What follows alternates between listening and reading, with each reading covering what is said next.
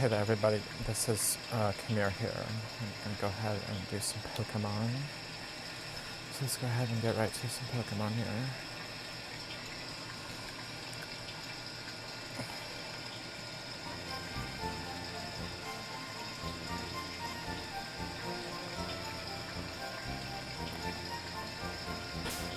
Just trying to kind of remember what I'm up to. Okay, so we're leveling up Zula.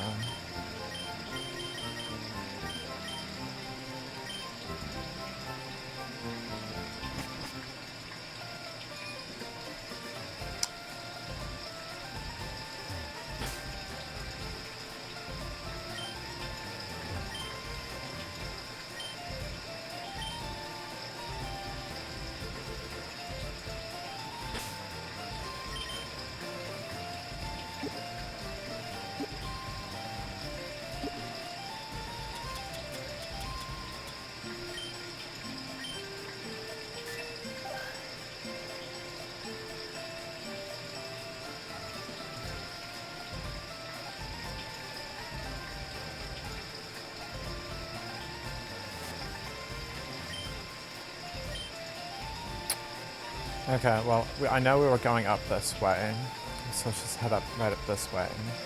Go back here. So the last thing I had done, I had battled this trainer.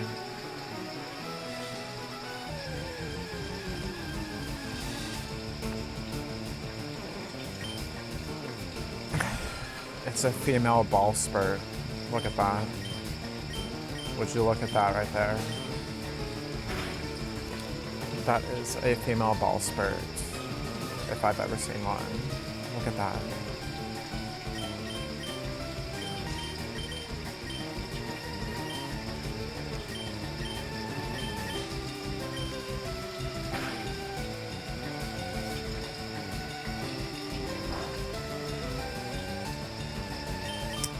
Yeah, I like to just mess with their name and come up with a really silly name for them.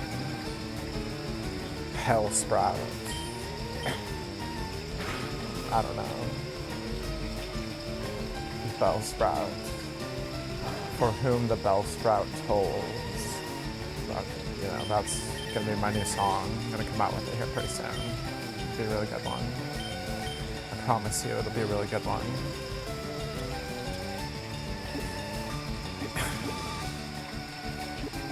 The best is when it evolves into Victory Bell, for whom the Victory Bell tolls.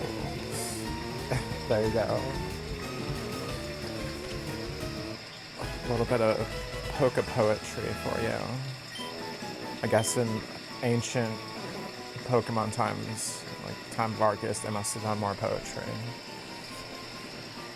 A carnivorous Pokemon that traps and eats bugs. It appears to use its root feet to replenish moisture.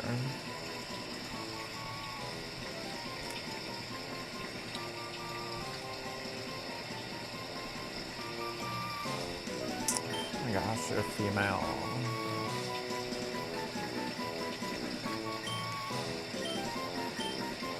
We'll name you Hellsprout.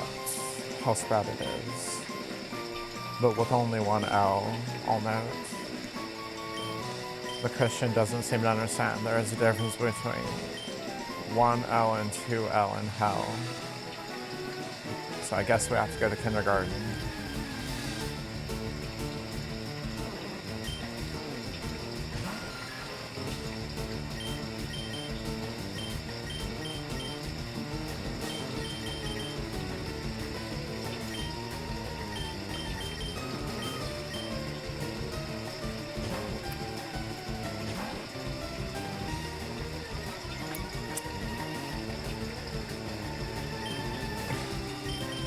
Hyperfang all the way.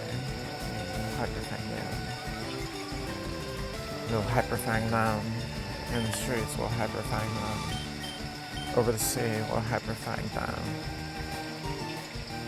At the desert, we'll Hyperfang them in outer space. We'll Hyperfang them in the underground bunkers. And we will never surrender.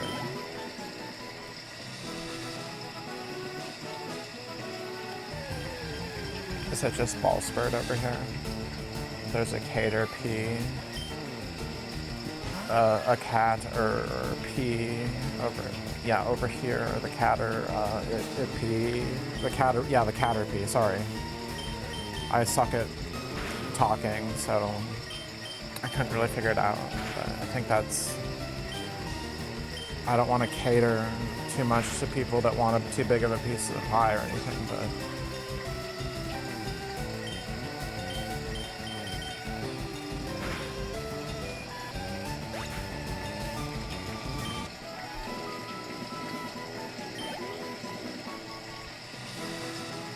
But yeah, I would say I'm doing a little bit better lately. I think I'm kind of more used to what I'm dealing with. It still really is a struggle, but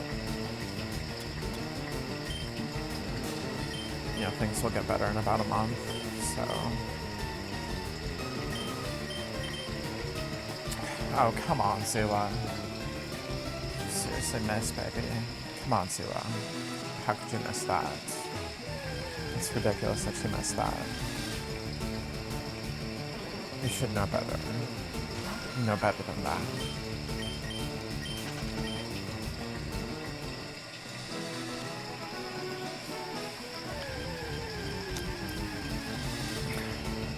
Yeah, I'm happy that I've at least been able to do a decent amount of practice anyway with my art, so that's been good. As long as I have a decent amount of time to really focus on that, I'm pretty happy.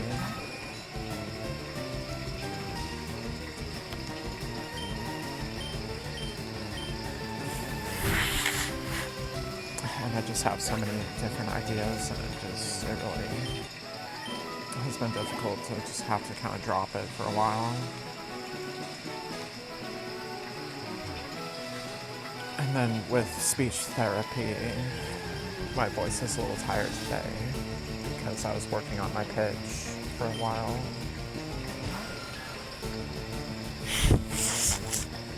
So I'm at the point of actually doing speech stuff. For a while I was just doing kind of tongue stuff, just kind of for helping the instrument be able to do what I'm trying to do with it better. We just kind of had to backtrack for a little bit because I wasn't really getting resonance, and it was taking a lot of effort, you know, to do it, and it's obviously still something I struggle with on some level. But we're working with, you know, starting with pitch, and I'm doing pitch scales right now. So I think it's like in the E to like G range or something. I forget exactly what it's at, but let's just kill the Bellsprout with Zilla.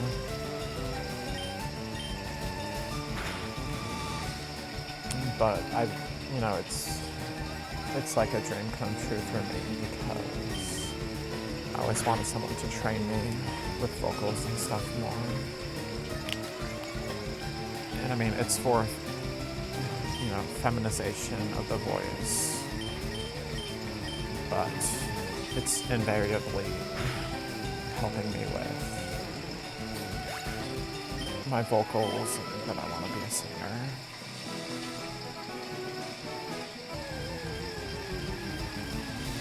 So that's, you know, what I always wanted was to feel like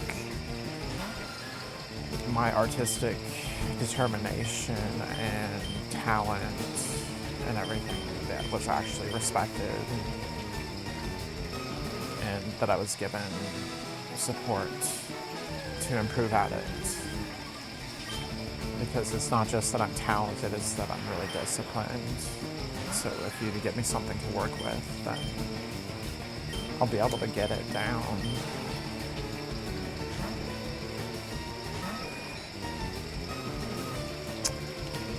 You know, the way that I learned the G major scale on the guitar was, there was this guy, you know, that I just kind of met at some other friend's house, and he showed me the G major scale, and it was just very spur of the moment, but sure enough, I learned the G major scale, and it's the main scale that I probably fall back to when I'm just practicing.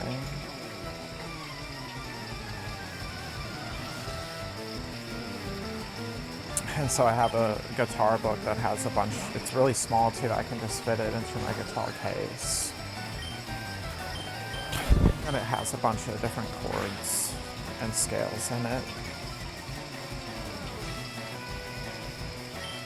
And I've been wanting to learn some more scales, but my shoulder's been bothering me, and then everything happened with my wife, and so I've not been able to, really work at this. And then there's just too many things that as an artist, there's too many things that I want to do and accomplish. And I think that someone like David Bowie is really informative on that kind of point, because he would just kind of build himself a mountain.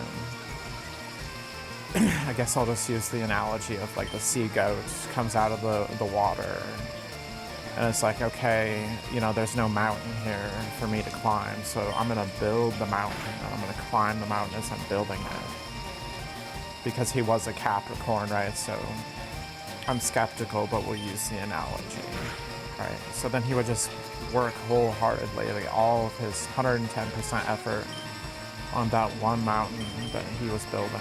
And then once it was built, he'd just be like, okay, the summit's here, and he would immediately leave, go back into the water, and try to figure out, what's the next thing I'm gonna bring out from the surface. And then he would just go to the next mountain. If there was one there, he'd build the mountain, he'd climb it. He'd leave his mark on the mountain if he hadn't built it himself. But he would have that single-minded determination, like, I'm focused on this. And the moment it was completed and he felt like that, it was done. People wanted Ziggy Stardust again, but Ziggy Stardust, he'd already climbed the mountain, he was done, he was on to the next one. And so in that way, he was able to get a lot of things done. And I'm sure he would sit there and be like, but I want to do this project really badly too, but, this is the priority. And because, otherwise it's too easy to have all these different threads of ideas or artistic projects and not really go anywhere with some of them as much as you could. So you just kind of look at the main ones. At least this is what I'm looking at, is what is the most promising one? What am I most excited to do something with? And what do I want to really develop more? So I've decided what that is. And it's just difficult. It never felt like it was really finished, because so it's the character I play, James Douglas Manson. And I think that is probably the main one to focus on and develop even further. And I feel like, James Douglas Manson, he's pretty well developed. And, he has 3 forms because it's inspired by the format that Marilyn Manson used in Antichrist Superstar. He has a character that goes through 3 different distinct forms and stages. And so, transforms across time in the album. It's like listening to a movie, hearing a movie, And so his first form is Charles Morrison. But with the way I have the story arranged, I really can't do anything with that first form. It's just kind of, the second form looks back on the first form and it's just like, oh, well, I'll never know what the hell that was about. But because of that, I'm definitely who I am in this form, and this, not that old form, whatever it was. But the third form, he transitions from male to female. So, I've read what I've written of it so far a lot of times, and just kind of, decided that it feels really complete on its own right now, but it also could really use some fleshing out of the third form. So I think it would be fun to flesh that out more. So that's probably the main thing I want to focus on.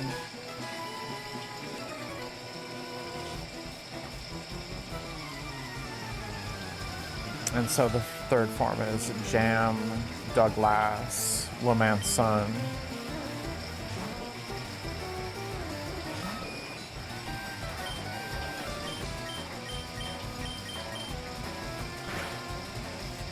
And I just think it's going to be really fun because, you know, I guess I don't want to give too much away, so we'll just kind of look at, you know, Marilyn Manson's character. You know, when it reaches the final form, it's really intense and it's really, you know, quite something, I guess. I don't know what to say, really, without pissing off the Christians too much, but, so, yeah, it's something I've threaded into my own work. It's also in transformations. So one of those words is in parentheses, and that's basically the title of my poetry book.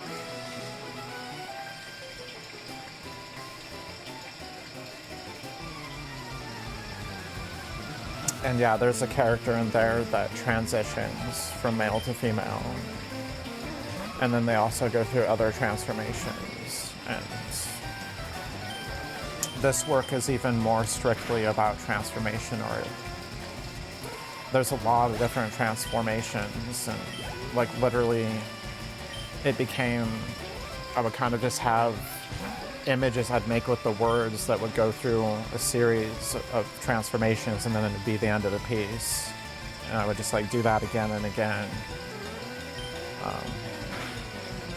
It was really fun kind of process, if you can try to imagine that, right?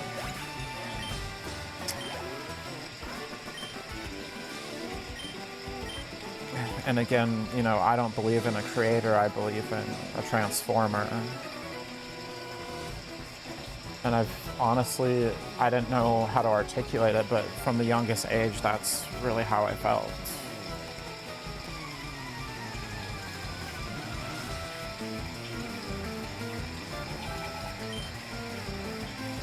And I say that because I derive it from science's findings. I'm going to try to give a really short rationale for why I'm looking at science here to inform this. You know, way back when, near the Enlightenment period, they said, you know, in the Bible it says mankind has dominion over this, over that, over this. So over nature, you know, we can experiment and kind of figure out how God's thumb or hand is in nature. So then that was the birth of science, was from religion, that you got to the point that you had science at all, was because there was this religious consideration that, look, we can explore this and we can understand, we can know, you know, this will be the logos of humans' understanding of God.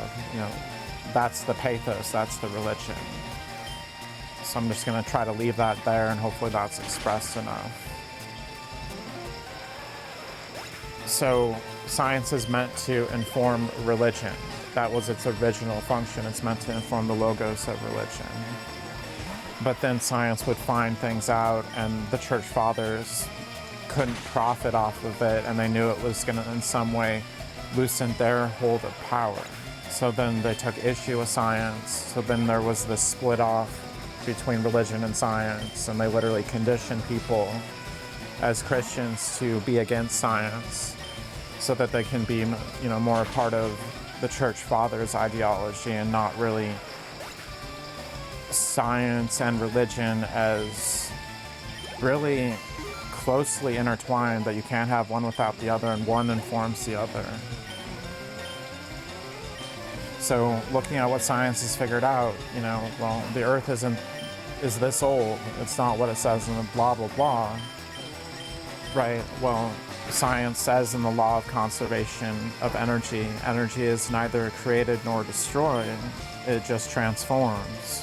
So if we're going to inform our theological or religious or spiritual perspective with what science has discovered, then as it stands now, we can only conclude that there is no creation, or in as much as there is creation, it's really just transformation.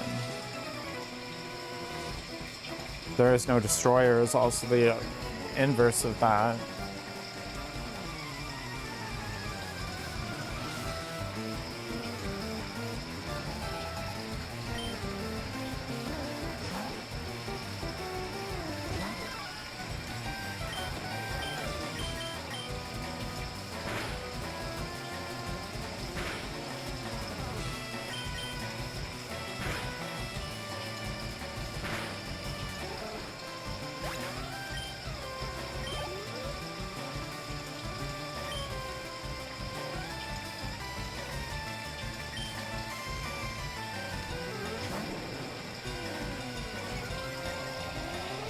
You know, E equals mc squared is basically the law of conservation of energy in formula form.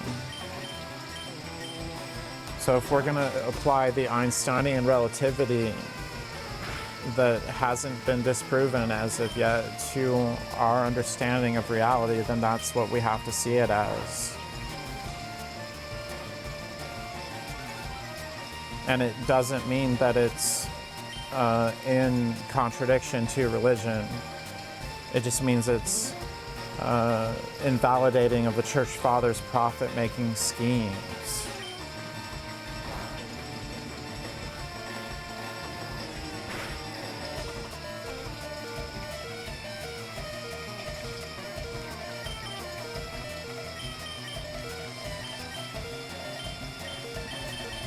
So I can't switch out because I'm binded. That's really annoying. I guess you got me, Ekans. Good job, baby.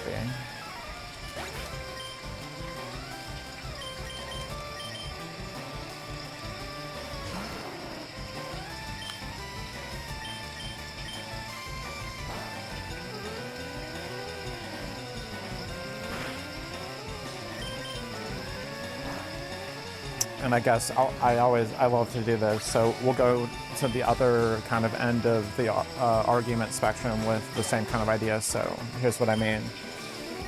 When science looked into whether or not life was just random, it found out that there's no way at all that life was just randomly ended up happening on this planet. There's no way. The probability is so unlikely that it is pretty much not possible.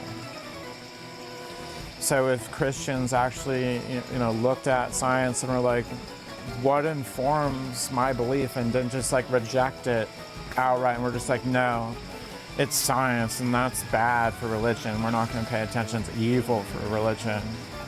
Then they would realize that science has basically justified their view, if they want to see it that way, that there is a creator that made everything. If that's the way they want to look at it, then here's something that validates it. Here's something that invalidates it.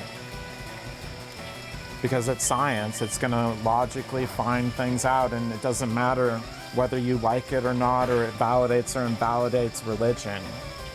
What matters is that it validates reality.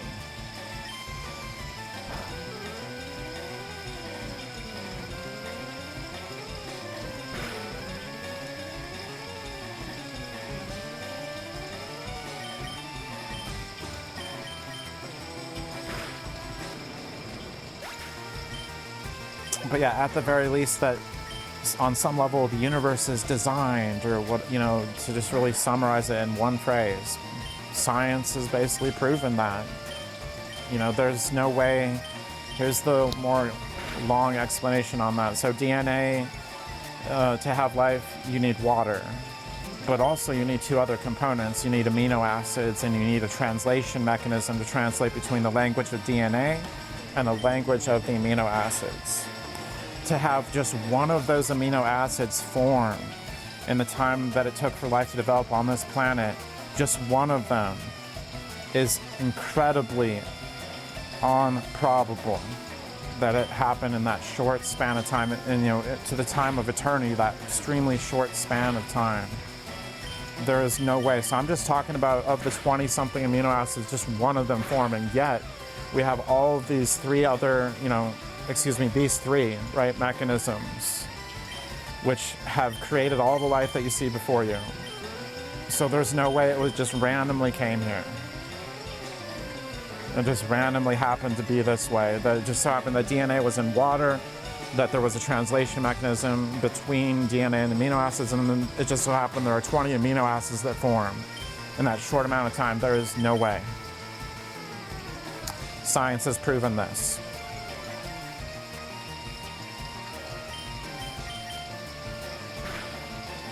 So it would be great if people could stop being so ignorant and biased, but I don't think it's going to happen.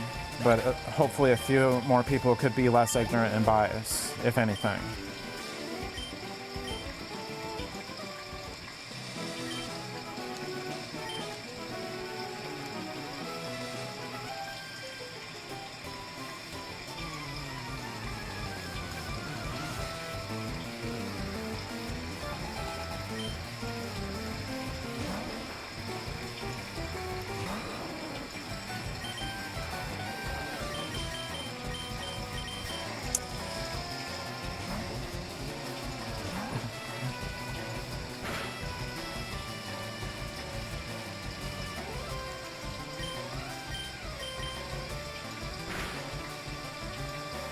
Oh, baby, I love it when you flinch. There you go. Oh, flinch for me again, baby.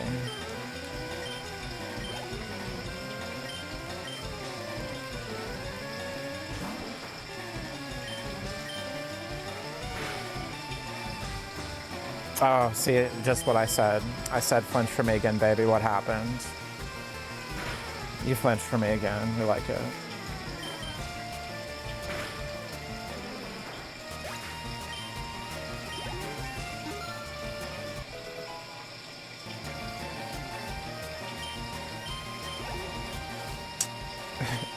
But yeah, I guess I'll just continue the philosophizing for a second here. But science has its own problems, as a system. And I think that it's a problem of the systems of the West. I guess you could probably say of the East too. I haven't studied the East as much, so I can't say. That's not my tradition that I was born into. But we tend to have things that are really problematic that just cause way more problems than they're worth. An industrial revolution is way more problems than it's really worth at the end of the day. But we do it anyway. Religion has all kinds of problems, but we cling to it every day, so many people. And science, again, in equal turn to fairness, also has its own problems. And the problem, guess initially in my mind was that religion had given birth to science as its child, and then it abused its child on some level.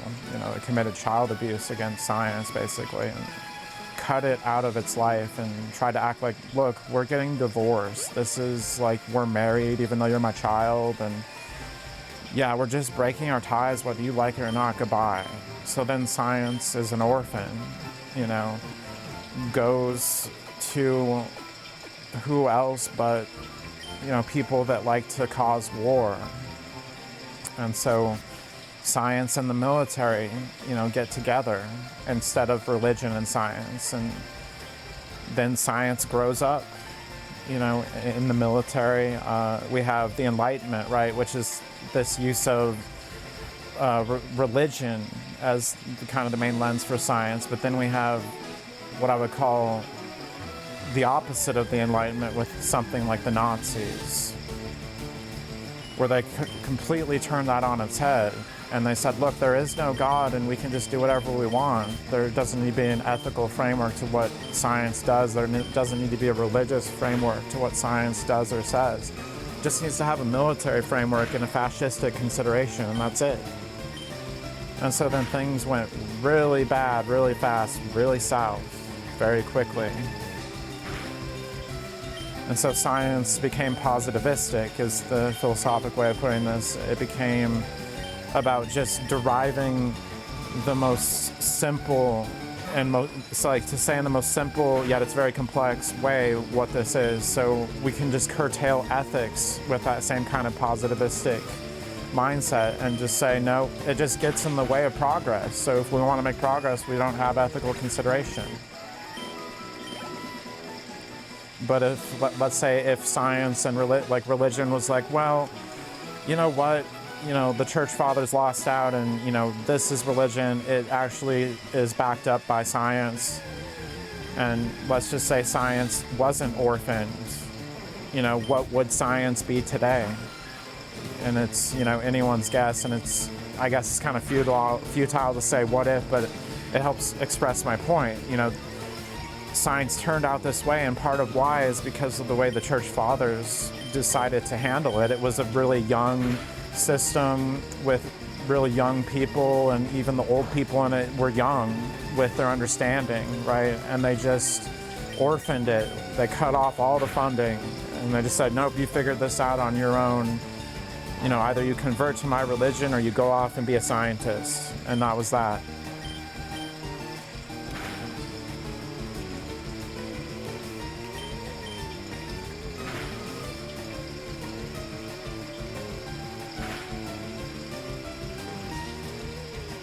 And so as a Native American, this is why I appreciate shamanism. Shamanism is a system of understanding, of gaining knowledge. Science is a system of knowledge. It comes from scarere. It's the Latin infinitive form of the verb to know.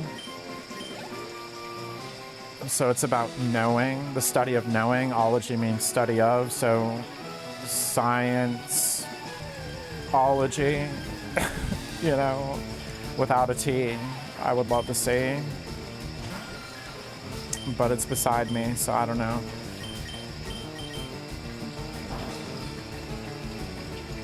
But yeah, that's what science is, and shamanism doesn't have the same problems that science does. You cannot be a legit shaman with the spirits, as the natives tell it anyway, if you listen to what they say. You can't, be a shaman and associate with, let's put it in this way, the Nephilim, right? In a way that Christians would comprehend, or people of the Judeo-Christian tradition would understand. Like the way that they learned what they learned was never from Nephilim. These are the spirits of the land that were here before some other spirits from somewhere else came, or whatever the viewpoint's going to be, right?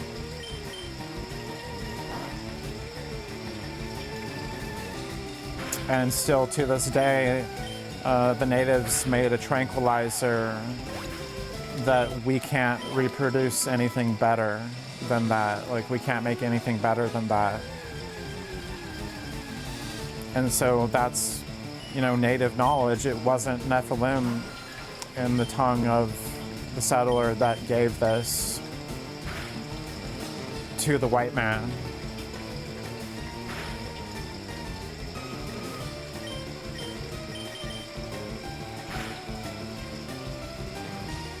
So, there has to be always an ethical consideration. The shaman always has to consider not just himself or herself, but the entire tribe, and not just herself and her tribe, or himself and his tribe, but the land, the spirits, the other animals around them. All of these things have to factor in ethically with whatever the shaman is doing, whatever working they're doing. Otherwise, at that point, they'd be exiled from the tribe. These corrupted shaman, they have existed, but they speak to Nephilim and the spirits that could actually give them progress on some level that is actually gonna last and be sustained. I guess that's the main thing I would point out of the Nephilim progress, is like, is it gonna last? Is it gonna sustain, right? They're not gonna tell them. They're going to withhold that knowledge. Whereas with science, it's a way of forcing that knowledge out.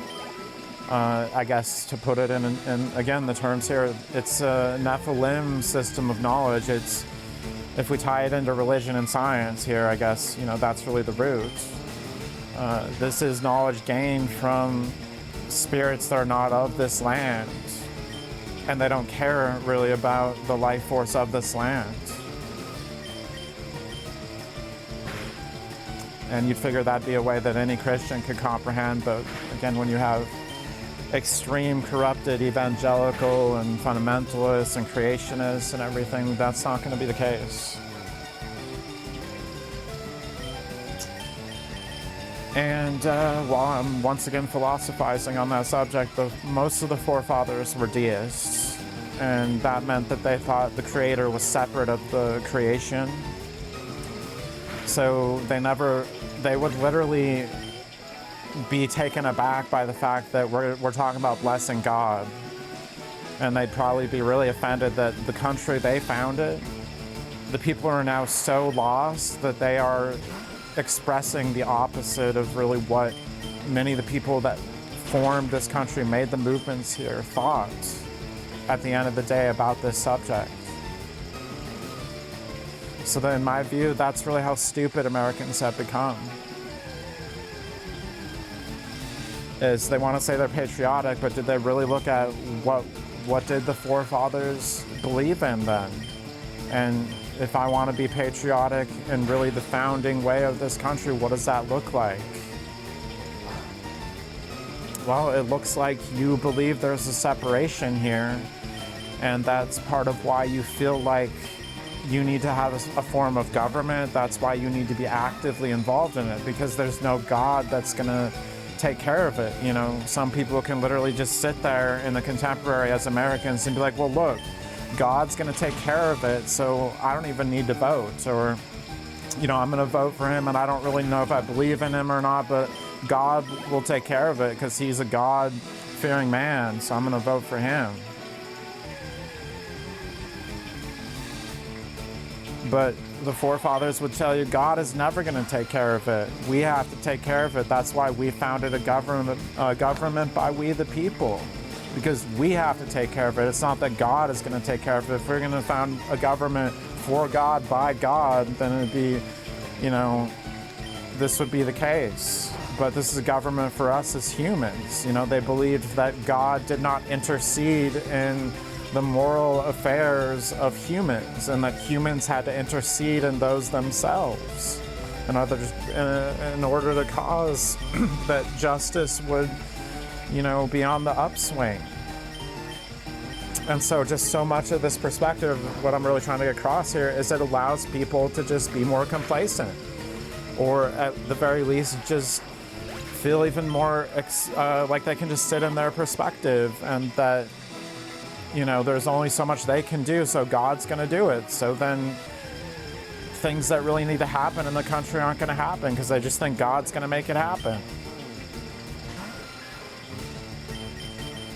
But, you know, if I'm Abraham Lincoln and I'm fighting the Civil War, then I believe that, you know, God is completely separate of it. Like, he was one of the most Christian kind of people I think I can think of off the top of my head that was a president. Like, it just permeated so much of who he was. Yet at the end of the day, he felt it was separate, and he fought that entire war. He never, not once, sat there and was like, well, today I believe that God is helping us win this Civil War, and I believe that the only reason we won this Civil War, you know, is because God blessed us. So God blessed. He didn't say that shit. He wouldn't say it for 1 second.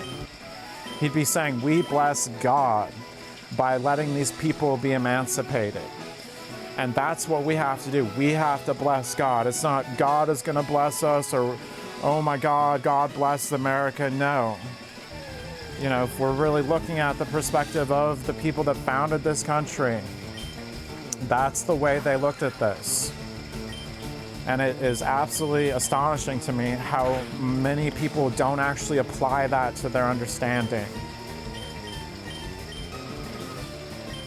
Because one more time, you know, why is it a government where people vote on everything and people are deciding what happens if we believe God controls everything? Because we believe God is separate of that creation. So that's why we founded the country.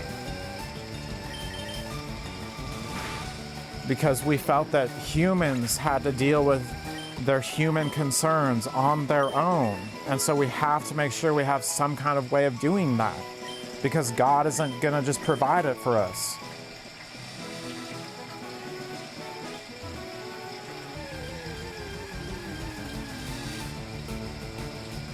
So it's laughable to me. Like, people need to go back to kindergarten, apparently,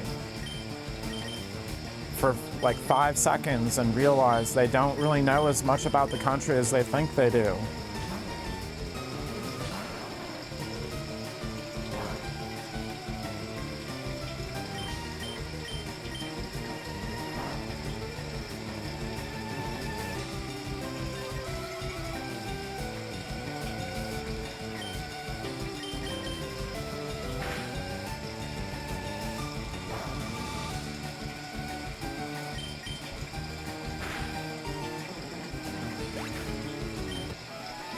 But yeah, you know, creationism, fundamentalism, you know, especially something like creationism, I think is probably the most on the other end of the spectrum than what the forefathers charted as being like one of the main movements of belief in the country and religion.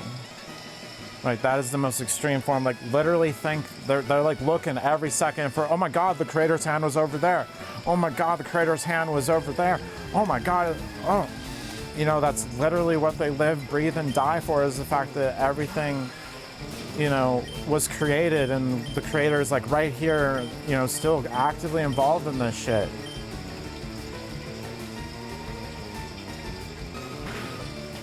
And again, it's just, you know, how freaking stupid and lost, you know, to sit here and be the complete opposite. And yet you want to say you're a patriot, you follow the forefathers, you really love what you know the founding movement of this country was. Okay, then prove it.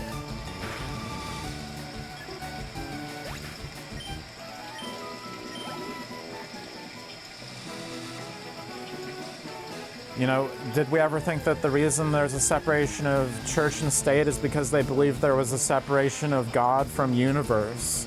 So then they said, well, then there has to be the separation of this shit, because religion doesn't factor in here. Like, this is humans and how we need to relate and deal with each other. And God doesn't factor into that. That's between you and I.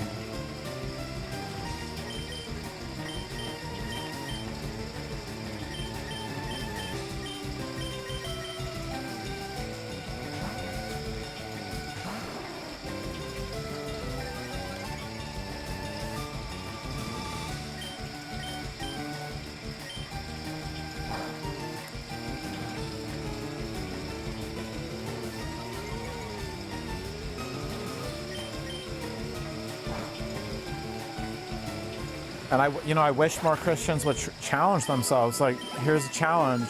Try to look at it from the viewpoint of the forefathers. Like, you say you're a patriot, you say you're an American. Well, then prove it to me. Focus on that viewpoint. Try to wrap your head around that. Try to believe in it on some level. What does it feel like? What's that look like? How do we relate to each other differently as Christians if we actually look at it this way?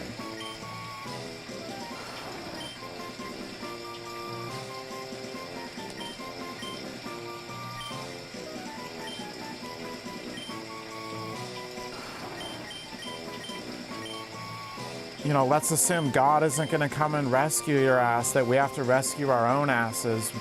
Where are we at? What's this look like? What are we going to do? It doesn't mean you don't believe in God. It just means you don't believe God is in this universe doing shit right now. What does that look like?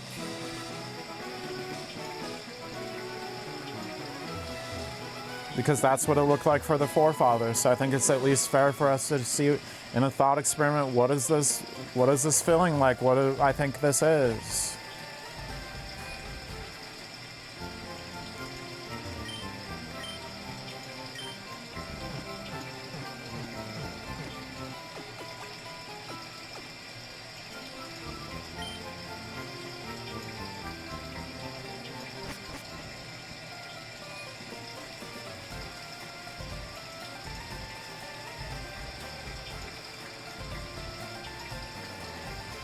But yeah, I think we're going to Saffron City here soon.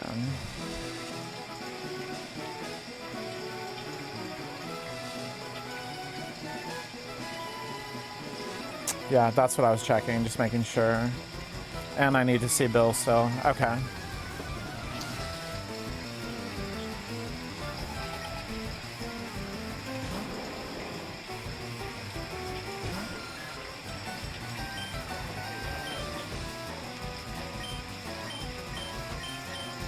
So yeah, I'm a transformationist. They're creationists. What a thing.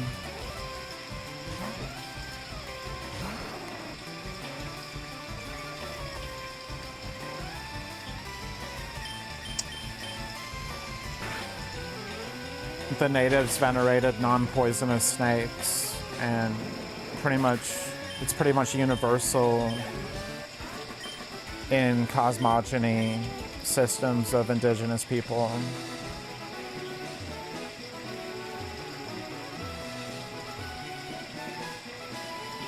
And so DNA is a serpent, you know, that has two serpents wrapped around itself, and it is something that generates light. The Christians be like, oh my God, it's Satan, it's snakes, oh no. And I'm just like, it's generating light. Look at it for 1 second. Hold on a second, look at that DNA. Now, does that look like Satan to you?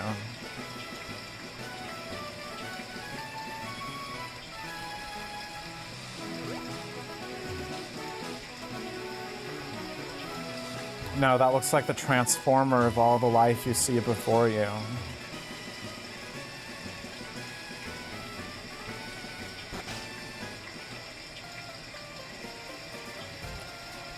So where the hell is Bill? I think he's stuck in the machine, isn't that what it is?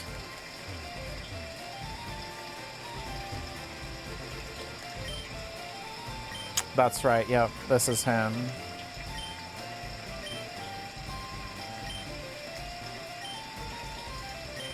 Honestly, I'm sitting here thinking, why didn't they do more with this? Like, I would love to come back here and be like, okay, Bill, I want to become a Pokemon. This time, make me the Clip Fairy, okay? We're going in.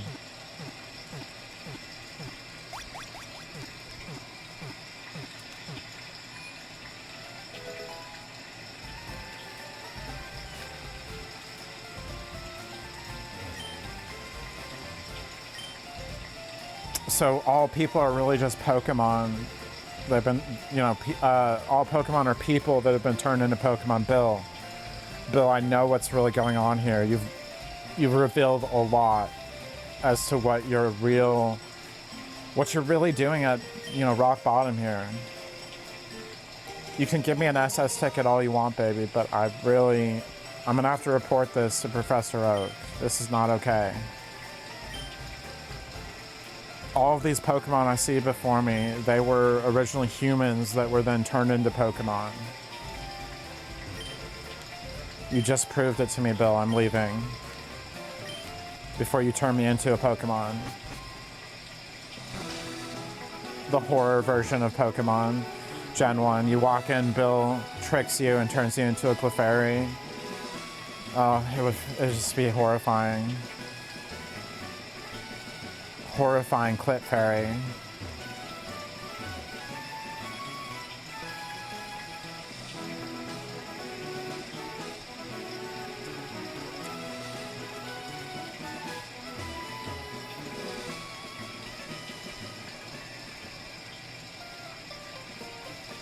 Horrifying Clip Fairy. Definitely. Okay, so we need to go... Not this way, I think this way. Do I have cut? I don't think I have it yet, do I?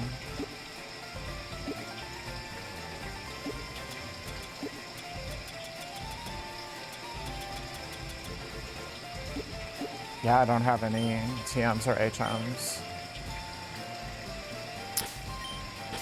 Let's look at the map really quickly.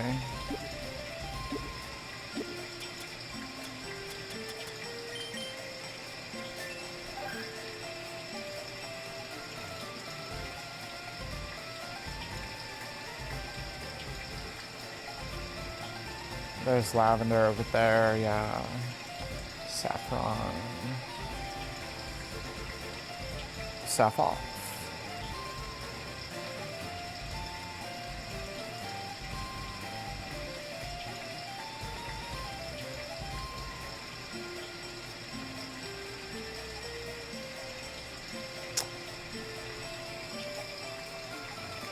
But yeah, there's a way to get down there then without cutting, and that's what I need to do. So did the one guy blocking the entrance move at this point? Yes, okay. And the people here were robbed. It's obvious that Team Rocket is behind this most heinous crime. Even our police force has trouble with the Rockets. Oh boy.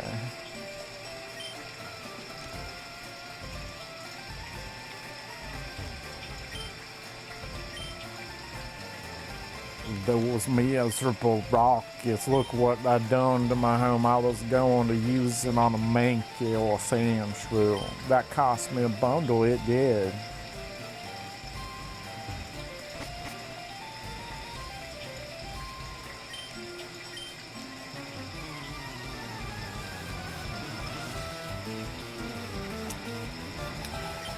If you're an innocent bystander, why aren't you standing by?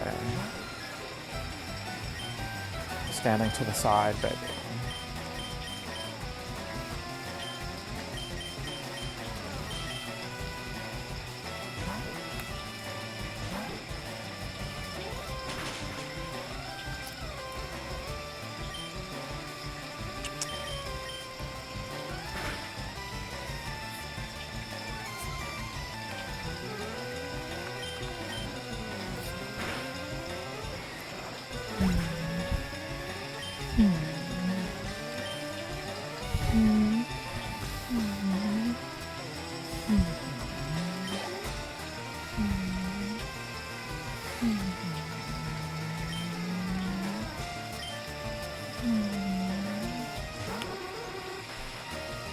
Drowsy. Still a really cool Pokemon.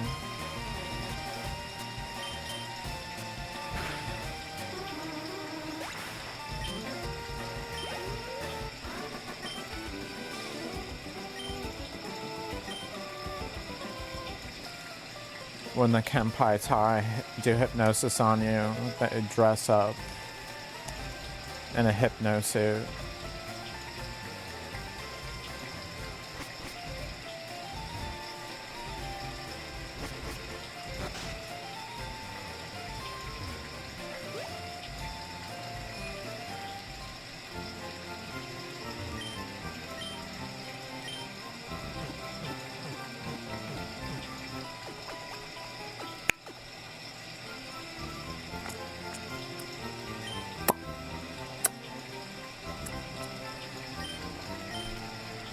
No, baby, I didn't mean to click it twice. Okay, so let's see here. Back to where the people got the bad, stupid thing happened to them. Wish it hadn't happened, but we'll get the hell out of there. Oh, we'll just jump off the cliff there. Hold on.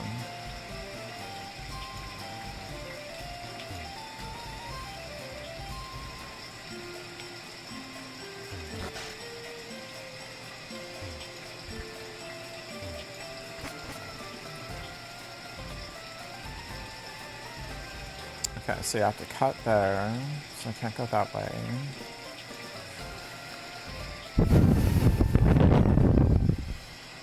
Yeah, it's over down here, and then you go, I remember, because I've been doing it recently. I think this one wants water. Yeah. Hydrogen hydroxide, baby. Is that what you want? That's what the chemist calls it. Hydrogen hydroxide. Don't you want it? H2O. You know, it's got the two hydrogens in there. Hydrogen hydroxide. H2O.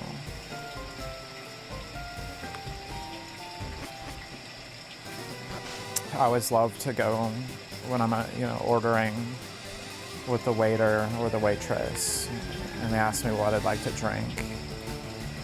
Yeah, I'd like some hydrogen hydroxide, please. Thank you.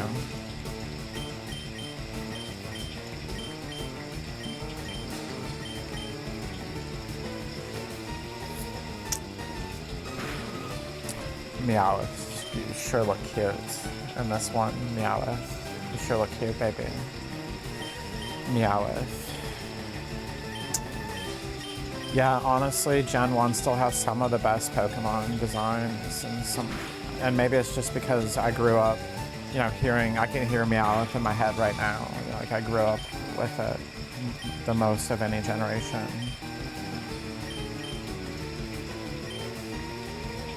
But it's astonishing. Okay, let's just go ahead and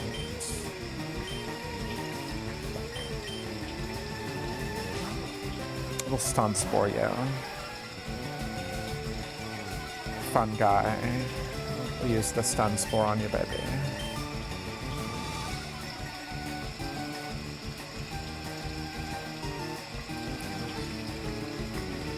Okay, awesome paralyzed. We like it.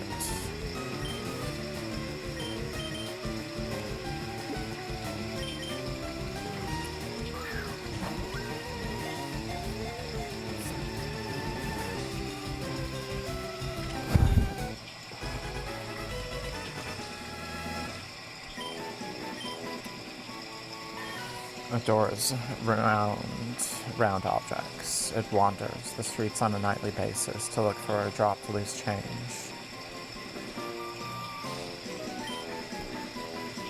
And it's a female. I like it.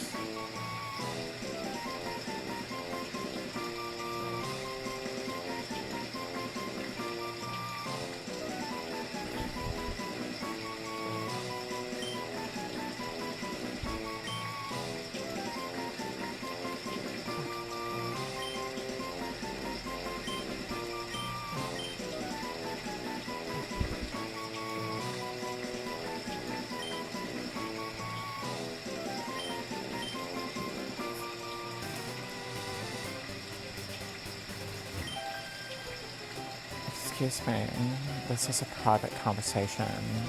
Excuse me.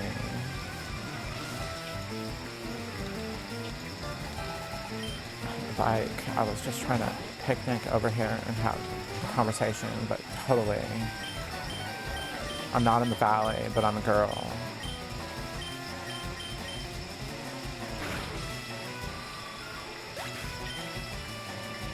Alright, let's see. Rattata against Rattata. Who's gonna win? Let's find out.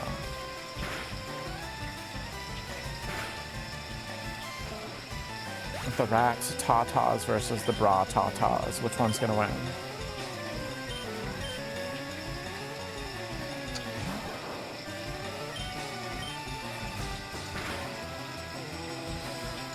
We will hyper-find them. On the streets, we will hyper-find them. In the sea, we will hyper-find them. On the deserts, we will hyper-find them. In the swamplands, the marshlands, we will hyper-find them. In the bathroom, in the restaurant, when they least expect it, and we will never surrender.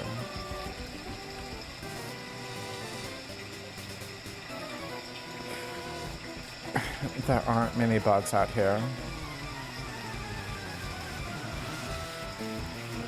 There aren't, baby. I have one in my party, if you want it, baby. He's a real fun guy, let me tell you.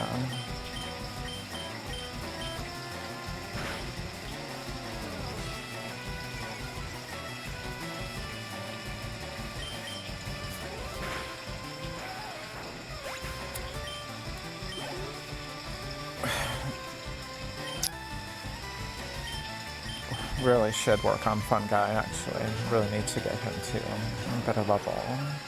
So, go, Fun Guy, go. Let's see here.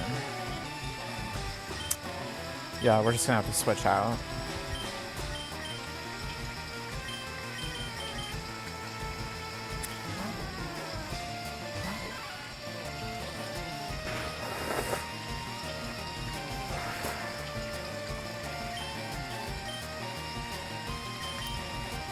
I don't know if I like having Mega Kick and Punch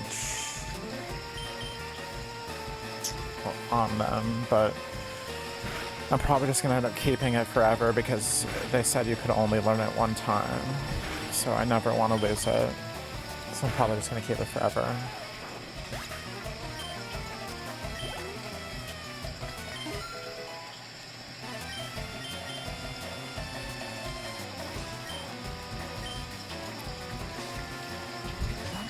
Alright, let's hope we can get a level out of this. Hopefully you can make it, baby. Come on, Womanky. Womanky. Womanky, I know you can do it, baby. Otherwise you get the spanky. You can do it, Womanky. Otherwise you get the spanky. Baby.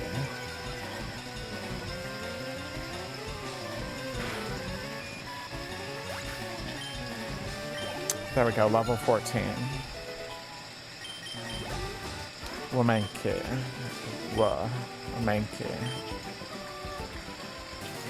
Womanky doesn't need a spanking.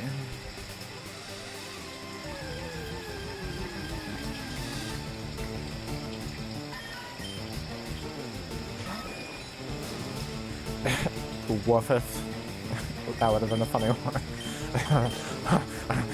Woofeth. Sorry, I don't know where that came from, but yeah, there it was. Instead of Meowth, Woofeth.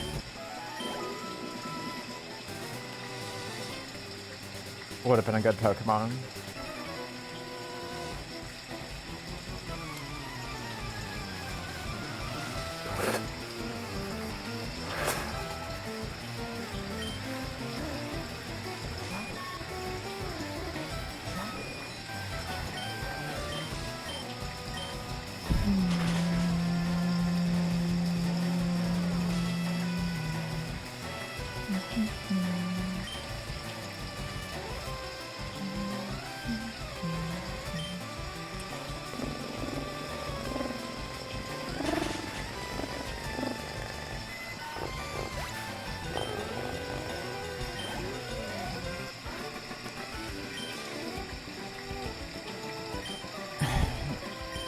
I'm too good, who tells me? Okay, are my Pokemon weak, or am I just bad? What do you think?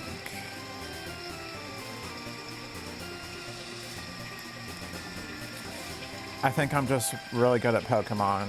It's not you. Me? Well, okay. I'll play.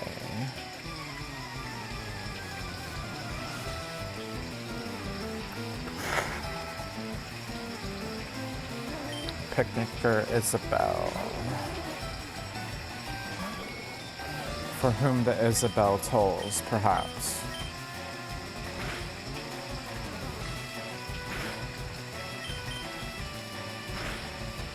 For whom the tolls bell is not for whom the bells toll.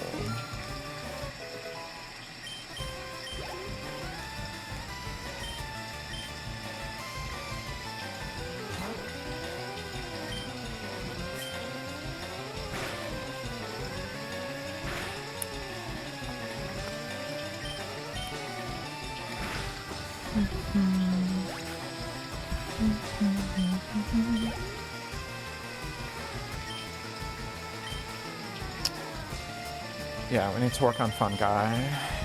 Fungi needs to get to like level 15 at the least. How does it evolve into Parasect? Again, I'm gonna have to remember.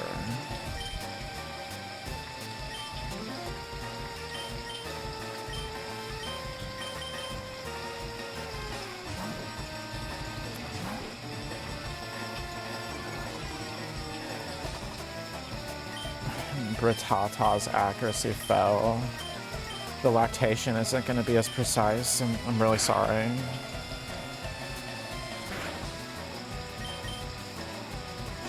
It's definitely going to spill out this time, I can't help it.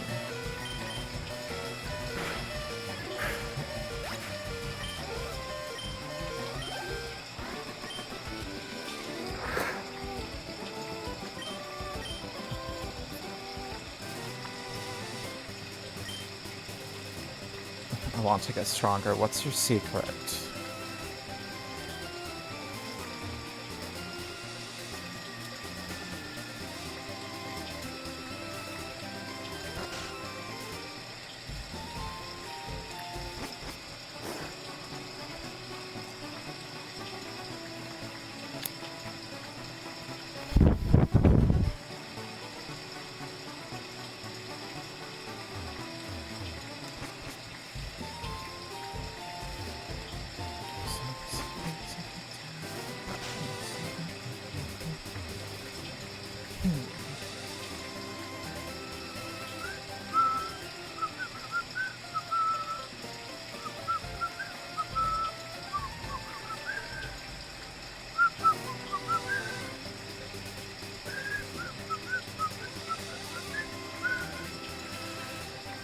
Sorry, this is too much like Zelda music. That's kind of what I'm trying to say there.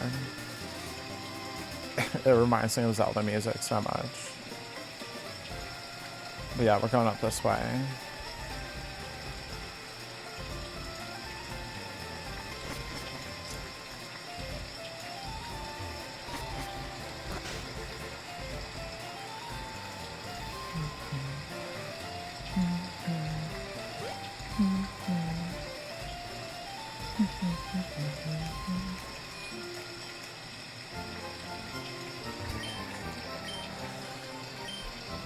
Welcome to a Pokemon Center.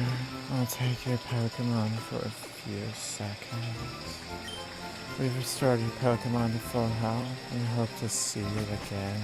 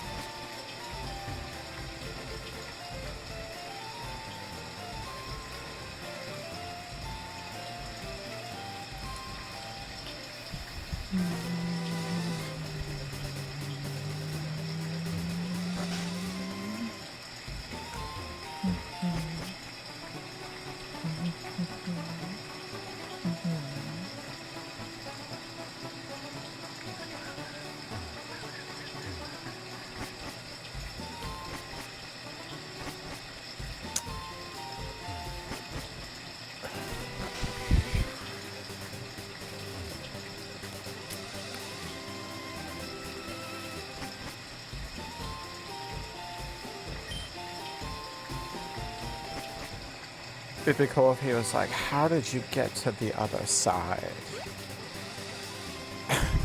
I didn't let you pass. Where's your pass? You know, or something like that would be fun. But of course he doesn't do that.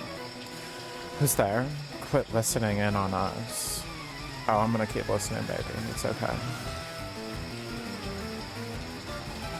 Let's have a Pokemon battle about it. What you got? Squirtle. I got Queefle. You think Queefle is going to be able to defeat Squirtle?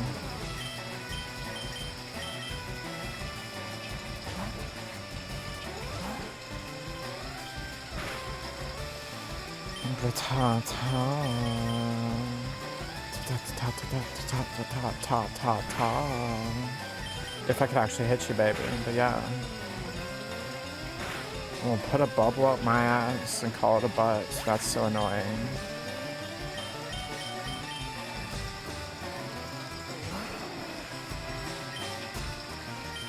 Here, just take a Razor Queef about it, then Squirtle. There you go. Where's my Raging Queef? There you go. Raging Cajun Queef over here. Whisper, whisper. Whisper, whisper.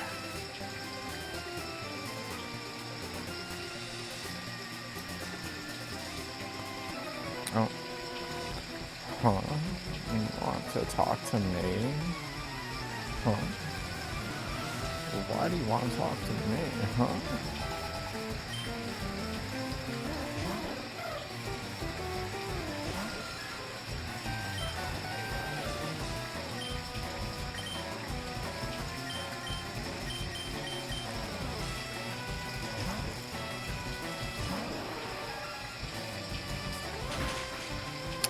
I wanted to see if you could survive it, baby. Well, you were a fun guy. Now you're just a dead fungi.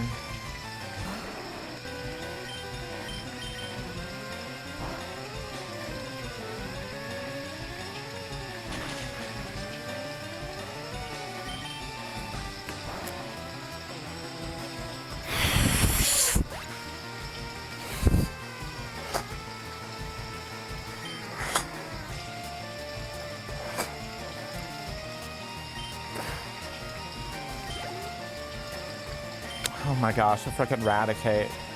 Oh man, this is not good. Okay, just tackle. I'm okay with just tackle.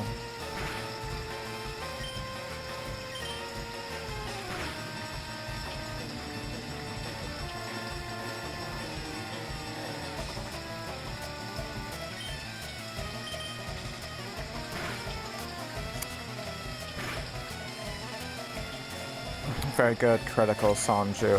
Very good job, baby. Very satisfied.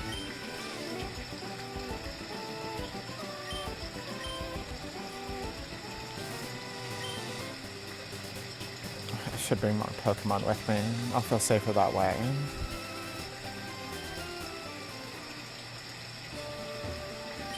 Did you see the SS Iron moored in the harbor?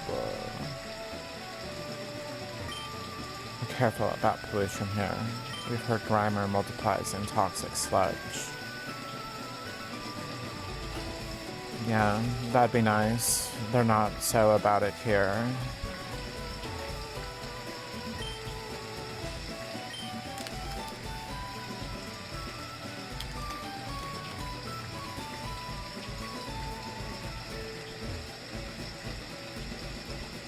Wow, listening to the soundtrack with headphones is a different experience too, I would say.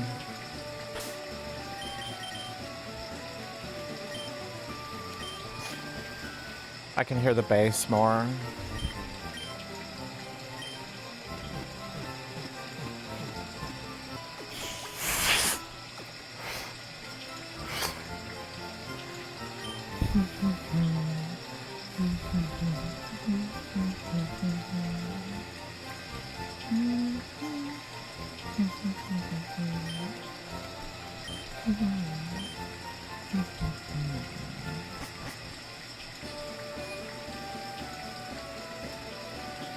Okay, well, I'm gonna probably take a little, as they say it in Mexico, fiesta, but I'm supposed to hate Mexicans so much that I won't say it, so I'm neither gonna confirm nor deny that I said that.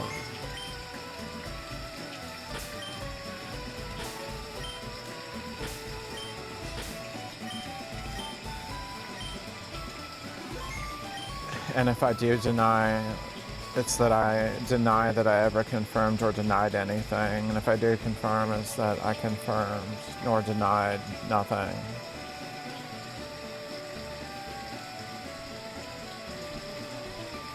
Thank you and have a good day, baby.